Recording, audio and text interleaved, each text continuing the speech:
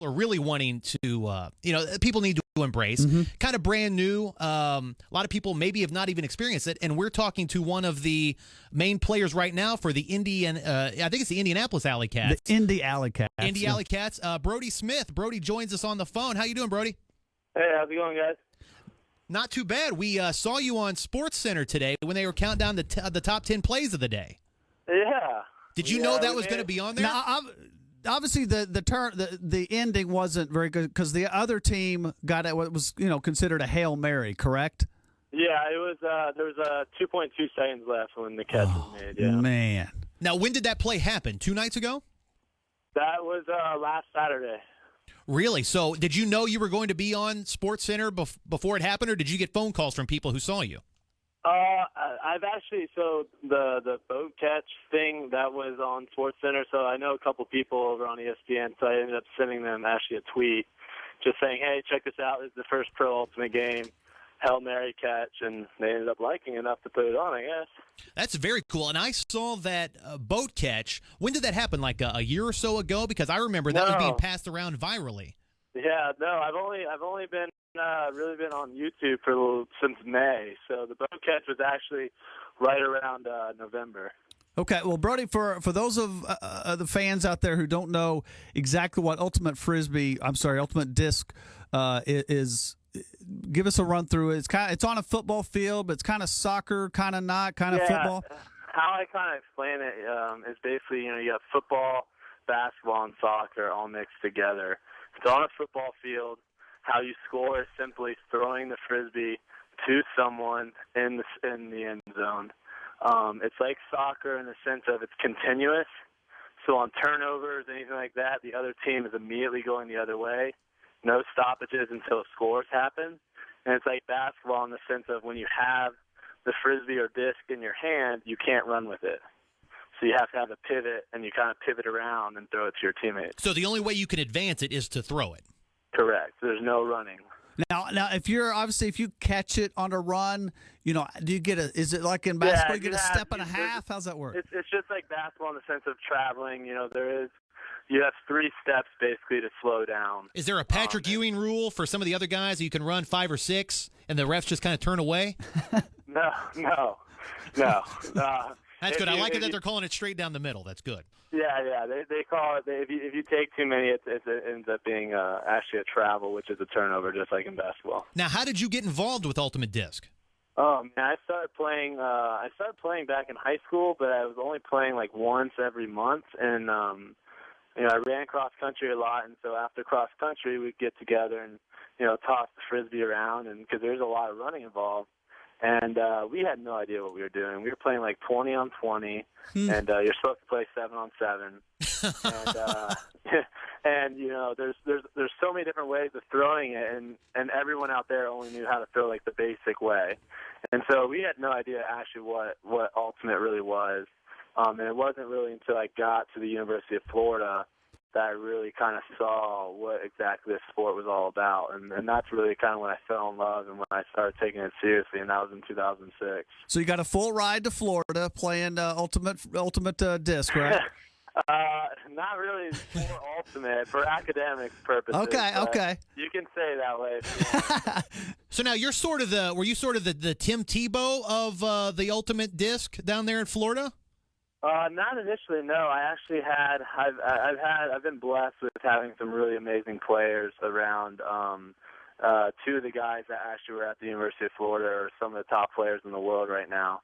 And I was able to kind of be groomed by them my first few years at University of Florida. So definitely was blessed having those guys, and Kirk Gibson, Tim Garrett, Kyle, Bill, all those guys really helped make me the player I am today. Now, is it like soccer in that those 7 players, each one of you kind of has a position? Do you have defenders? Do you have people who kind of play center? It's definitely like soccer in that sense. It's definitely like football, too, where you have, kind of your quarterback. You have people that are more likely to throw more, and then you have your downfield receivers. And then you have some people that just play offense, some people that just play defense, and some people that kind of do a little bit of both. So do you call out plays? Yep. Yeah. So, for example, let's say the other guys throw it deep, they miss it, you pick it up at the 20, and you're getting ready to go look. Your first play. What's a play you would call? Oh well, I like to throw it far, so I'm definitely looking at trying to make some sort of play where a big pass comes off of it. So you guys, that's what I'm looking for. Do you go by numbers, or is it there like a Tallahassee or something? Yeah, I mean every team has their own. I'm not going to really want to give away all the secrets here, but yeah, we have audibles and all sorts of things where you make a play call and everyone on the offense knows exactly what you want. Here's what I'm guessing might happen. If you're not in the right position or the defense is kind of messing you up, do you have sort of a go-to where you flip it to a guy and then you run to him, he flips it back to you quickly, yep. and you throw it deep kind of stuff? Yeah, there's a lot of give and go. What is that? What's that called? That's just a simple give and go. There's a lot of give and goes like that we like to run. Give and go. See, I can already talk the lingo. Now, if you throw the disc and it lands on the ground, is it a free for all? No. If you're on the offense, it's a turnover. You have it. If you throw it and your guy doesn't catch it, whether it hits the ground, the other team D's it, the other team catches it, all those things result in the turnover. So you have to. Your team has to catch it. I was kind of hoping for like a rugby scrum. Oh, like everybody's standing around. You don't do that. Come on. Now, your it games probably adds to the longevity of how long you can play the game without having to do that. Brodie Smith from the Indy AlleyCats is with us now. Home games are played at Roncalli, is that right? Yeah, we're at Roncalli High School this Saturday at 7:30. And you guys, the individual tickets are only $9, so it's a good deal. How long do the games actually last? Well, our last game ended up being 3 hours long, and because it went into double overtime. So wow. This one, I would say most games are going to give you at least 2.5 hours. So, I mean, it's basically like going to see a movie, but I like to think that's going to be a little more exciting than most of the movies out there right now. Well, what's a typical game score? What's a final score like? They're going to be right around 20 and 30 points per team. So, you're looking at a possible 27 to 20, 27 to 25. And it's only one point to get in the end zone? How's that work? 1 point, yeah. Okay. Wow, so there's a lot of action then. There's a lot of action, a lot of scoring. They have it set up in a way where there's really not that much time in between points. Where some sports it might feel like it's a little slow paced at times. They have it set up to where they make it definitely fan friendly. So when you come out, you're definitely going to see a lot of action, and there's really not going to be too much downtime at all. Now, what brought you to the Indy AlleyCats? How did you get associated with them? Oh man, the owner here, Tom, is a great guy. The coaching staff, just everyone. I mean, we have a team chiropractor that's awesome, JR. The guys up here on the team definitely just welcomed me when I came up and visited. It's a wonderful organization, and we truly are all about not only promoting the sport, but also, trying to do whatever it takes to win, but at the same time putting on a show for our fans. So it's definitely been a blessing to be up here. Now, are you guys one of the first organizations of your kind, one of the first ultimate disc leagues in the country? This is the first time really that we have referees. This is the first time that we're really trying to, get people to come watch. Most of the time it's just it's run through a different league, and it's mostly just for the players, and it's not for anyone else. And this, we're really trying to make it branch out and really try to show the sport off to the masses, to whoever wants to come out and watch. And it really is all over the place. I mean, you've got a team in Kentucky, one in Detroit, in Columbus, out in Rhode Island, Buffalo. Yeah, Connecticut, Buffalo, yeah. It's really Detroit, yeah. Now, is it kind of like the early days of baseball? Are you guys riding the train, that kind of thing, or do you drive? How do you get out there? Well, we went. Our game was in Columbus, and we ended up getting on a bus. And I think our Rhode Island game will end up flying out to So that's got to be pretty exciting. We're not taking the train, but we definitely. I mean, we drove in luxury. I had my feet up. I was in like this little conference chairs in the back of the bus. I had my feet up. It was nice because I'm a tall guy and I don't really like traveling that much. Now I don't like being compact. Now you won a national title with Florida in what was it, 2010?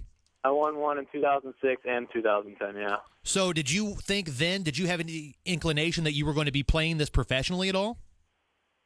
You know what? I mean, I was so focused on what I was doing at the time. I was really just focused on our team and winning at University of Florida. It wasn't until really at the end of 2010, once we had won our second national championship, that I really started putting a lot of effort in promoting the sport. And it definitely, when I first heard of a professional league, I was like, I don't know about that. But everyone that's put in the time and stuff has put in a lot of effort, and it shows, because, you know, we had the game in Philadelphia, had, I think, close to 2,000 people come out to watch the first game there. And, you know, we're having a bunch of people online tuning in all over the world. I think there was, something like 20-plus different countries watched our game in Columbus online. So you have people all over the world paying attention, and, you know, it's just one of those things where I don't know if you guys heard Colin on Sports Nation kind of say his son plays Frisbee, but he's trying to get him out of it because there's no future in it. Mm-hmm. You know, that's really what we want to change. We want these kids that are 7, 8 years old that love playing Ultimate to continue to play, because there is a future in it. They have a way of continuing to play. So that's really, I think, the main goal, is really trying to get not just more people involved, but also those younger kids that enjoy playing, giving them a chance to continue to play the sport. Is that sort of the background of most of the guys on the team? Because I was noticing you have a wide range of ages, and I assume backgrounds. People range in age from, 18 to 35 on the squad? Yeah, we have. I think most teams are kind of like that. Most teams are really kind of spaced out a little bit. And I think it's good because, you know, you've got some older guys on the team that have been playing for years, and you've got some guys on the team that have only been playing for a couple years, and I think it's really good for our team to kind of have those older guys help out maybe some of the young guys that don't have that much playing experience in big games and stuff like that. Okay, one of the cool parts of any sport is how people get penalized for doing something wrong. Are there flags? Yeah. Is there a penalty box? What? There is no penalty box. Right now, they have just basically you have a personal foul, you have an intentional foul, and then you have a flagrant foul. And it's all different in yards. So it's 5 yards, 10 yards, and then 20 yards. And then any flagrant foul called can be either an automatic ejection on that flagrant, or if you get 2 flagrant fouls, it's an automatic ejection. Sounds like a pretty interesting game to watch, and once again, you guys play at Roncalli High School at Roncalli Stadium. Yeah, we'll be at Roncalli High School this Saturday at 7:30. Yes, this is Brodie Smith with us. He is with the Indy AlleyCats, and you can go to, I believe, myalleycats.com to get all your Ultimate Frisbee, Ultimate Disc information. And single game seats are only like $9. Mm-hmm. They're playing this weekend. You're actually playing Kentucky, is that right? A team from Kentucky? We're playing Kentucky, yeah. See, that's a rival game right there. Yeah, rival game. Before we let you go, Brodie, do you or any of your teammates have any cool nicknames that sort of derived from playing Ultimate? We actually have someone on our team called Wildcat. Really? Which kind of goes well with the name AlleyCat. Mm-hmm. So, and he is kind of a wildcat if you know him personally. He is. You know, he's definitely out there and energetic and stuff. And he's kind of our he's also a huge defensive player for us, but he's also kind of our hype man that gets us pumped up and stuff for games. So sounds like he's your mascot. Yeah, he's a mascot player though. So that's really good. So teams need more of that. If you come out, you'll definitely see Wildcat on the field doing some crazy stuff. Well, Brodie, real quick, how can people find you on Twitter and Facebook? Twitter, I'm at Brodie Smith 21, and on Facebook, I'm Brodie Smith Ultimate. Well, cool. We will tweet that out and put that on our Facebook so people can find you. Once again, catch the Indy AlleyCats at Roncalli High School. Yeah. Appreciate calling, Brodie. Good luck, and we'll try to get to a game this year for sure. Awesome. Thanks, guys, so much for having me. All right. Good luck, Brodie. Appreciate that. Right, I was a big fan of playing. I mean, that's the thing. You just played a little bit in high school, and that's it. But for some guys, it catches on. Even though I am an avid sportsman, one of the few things I can't do is throw a Frisbee. Yeah. Well. Or a disc. Did you give up on disc golf?